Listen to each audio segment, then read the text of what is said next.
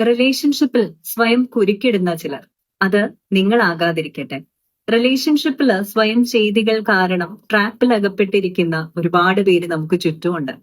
അതായത് നമ്മളെ വളരെ മോശമായിട്ട് ട്രീറ്റ് ചെയ്യുന്ന ഒരു വ്യക്തിക്ക് വീണ്ടും കമ്മിറ്റ്മെന്റ് ഒക്കെ കൊടുത്തുകൊണ്ട് ഇങ്ങനെയല്ല താൻ ട്രീറ്റ് ചെയ്യപ്പെടേണ്ടതെന്ന് അറിഞ്ഞുകൊണ്ട് എന്ത് ചെയ്യും, വീണ്ടും ആ ബന്ധത്തിൽ തുടരും. ഒരു ബന്ധത്തില് നിങ്ങൾ ഗിവർ സൈഡിൽ മാത്രമാണ് നിൽക്കുന്നതെങ്കിൽ കരുതിക്കോളൂ, നിങ്ങൾ നിങ്ങൾക്ക് കൊടുത്തൊരു കുരുക്കാണത്.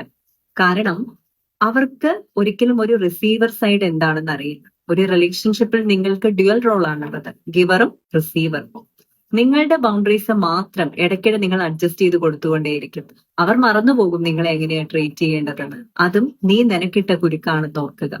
പിന്നെ നിങ്ങളുടെ ഫീലിങ്സ് സപ്രസ് ചെയ്തുകൊണ്ട് നിങ്ങളുടേതായിട്ടുള്ള എക്സ്പെക്ടേഷൻസും ഇമോഷൻസും ഒക്കെ ഓവർ എക്സ്പ്ലെയിൻ ചെയ്തിട്ടും കിട്ടുന്നില്ല എന്നറിഞ്ഞിട്ടും അവിടെ അങ്ങനെ ലൂപ്പിൽ നിൽക്കാൻ ഒരു ബുദ്ധിമുട്ടുമില്ല എന്ന് കാട്ടിക്കൊടുക്കുന്നത്. മറ്റുള്ളവർക്കിടയിൽ നിങ്ങളെ പലകുറി അപമാനിക്കുകയും അവഗണിക്കുകയും ചെയ്തിട്ട് അത് ഞാൻ കണ്ടിട്ടില്ല, മനസ്സിലാക്കിയിട്ടില്ല, അല്ലെങ്കിൽ അതൊന്നും എനിക്കൊരു പ്രശ്നമല്ല എന്ന് പറഞ്ഞ് തുടരുന്നത്.